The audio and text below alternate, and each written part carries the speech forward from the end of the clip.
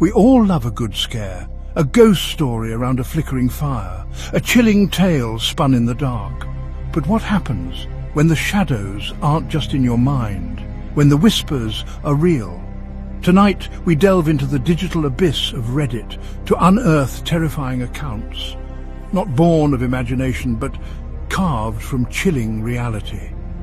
These aren't urban legends, these are true stories from people just like you who faced the unthinkable. Brace yourselves. The digital age has given these experiences a new forum, a place where the isolated and bewildered can share their encounters with the inexplicable. Tonight we journey into that very forum. We will explore narratives shared by individuals who found themselves confronted by phenomena that challenge our perception of what is possible. These are not tales crafted for entertainment, but raw, unsettling testimonies of encounters with the unknown. Prepare yourselves as we pull back the curtain on realities that lie just beyond the veil of the ordinary, drawn from the collective experiences of the Reddit community. The darkness, it seems, has found new ways to whisper. Our first account transports us to the profound solitude of the night shift, a realm where the world outside sleeps, and the silence within is broken only by the rhythmic hum of machinery and the soft glow of monitors.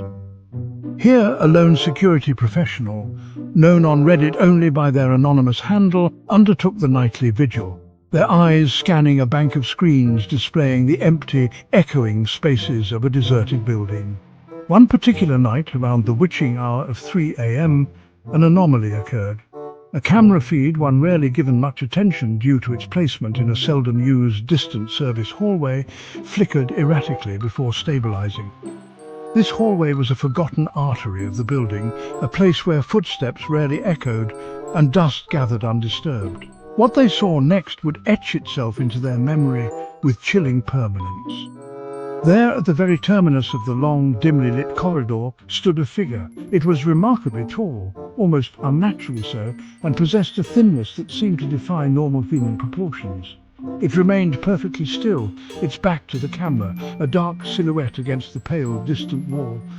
A cold knot of unease began to tighten in the user's stomach. They meticulously checked the building's access logs, cross-referencing entry and exit times. The system was clear. No personnel was scheduled to be in that sector. No maintenance workers, no cleaners, no one. The hallway was, according to every official record, entirely empty.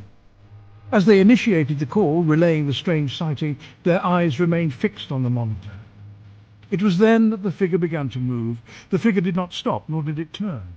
It began to merge, like a drop of dark ink dissolving into clear water, its edges blurred, its form losing cohesion until it simply seeped into the unyielding surface of the wall, vanishing utterly from sight. Imagine the peculiar horror of waking not to the familiar comfort of your own bed, but to an alien environment with no memory of how you arrived. This unsettling reality was the recurring nightmare for another Reddit user, whose tale of nocturnal wanderings ventures far beyond simple sleepwalking into the realm of the deeply disturbing. Their nights became a lottery of terror, each descent into slumber a gamble on where consciousness might return, and in what perilous circumstances they might find themselves. Initially, the episodes were perhaps disorienting but not overtly terrifying. They might awaken in the living room or perhaps standing in the kitchen, a mild confusion their only companion. But soon, the destinations of these unconscious voyages grew increasingly bizarre and alarmingly dangerous. On one occasion, they awoke to the biting chill of the night air, finding themselves perched precariously on the steep pitch of their own roof, the ground a dizzying distance below. Another time, the return to awareness was accompanied by the cold touch of unfamiliar upholstery and the metallic scent of a strange car's interior, parked in an unknown street. The true insidious horror, however, lay not just in the locations, but in what they discovered clutched in their hand upon waking. These were not random items. After one nocturnal excursion, they awoke holding a single rust-eaten nail, its point sharp and menacing.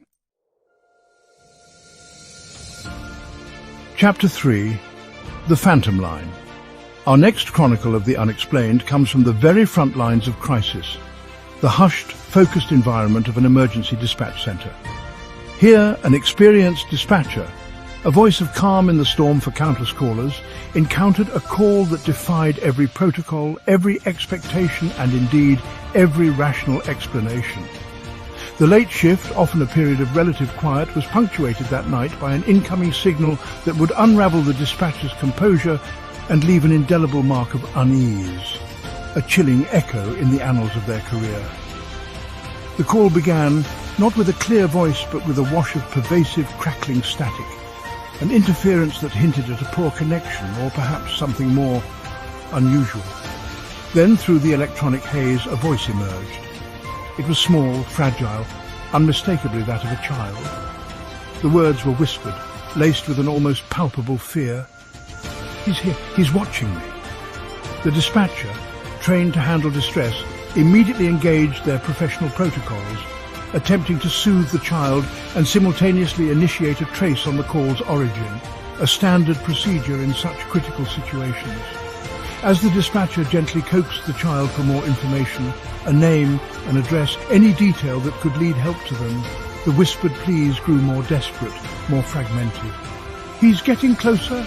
The small voice trembled, the static seeming to intensify around it, as if the very airwaves were contorting with the child's terror. The dispatcher worked with focused urgency, their colleagues in the otherwise quiet room now alert, the tension mounting with every passing second. The trace, however, was proving unusually difficult, yielding no immediate results, adding another layer of frustration to the escalating dread. Then, the nature of the call shifted, veering into the truly bizarre and horrifying. The child's whispering abruptly ceased, replaced by a sound that made the dispatcher's blood run cold. Chapter 4. The House That Warped. Our final journey into the unsettling takes us to what should have been a place of comfort and new beginnings. A charming old house purchased with dreams of creating a home. The Reddit user who shared this story was initially captivated by its character, its history etched into the aged wood and quaint architectural details. However, the house, it soon became apparent, possessed a character far more active and infinitely more disturbing than they could have ever anticipated. The dream of idyllic domesticity slowly began to unravel, replaced by a creeping sense of disorientation and a dawning, terrifying awareness. The strange occurrences began subtly, almost imperceptibly. A door noticed in a hallway one day would be inexplicably absent the next, replaced by a seamless stretch of wallpaper. A room that felt spacious and square in the morning might seem subtly narrower, or its corners oddly skewed by evening. At first, the user dismissed these as tricks of memory, the natural process of familiarizing oneself with a new environment. Perhaps they had simply misremembered the layout, or the play of light was creating illusions. But the discrepancies continued, growing more pronounced, more undeniable. To combat their own encroaching self-doubt, the resident began to meticulously document the house's interior, taking photographs of hallways, rooms, and architectural features at different times of the day. When they compared these images, a chilling pattern emerged. The house was not static. It was fluid, its internal geography shifting and reconfiguring as if it were a living, breathing entity. In one stark comparison, a hallway photographed in the morning appeared to have almost doubled in length by nightfall. A staircase, once straight and unassuming, developed a subtle, unnatural curve, its steps seeming to twist slightly upwards. The feeling of unease blossomed into genuine fear as the changes became more overt, more disorienting.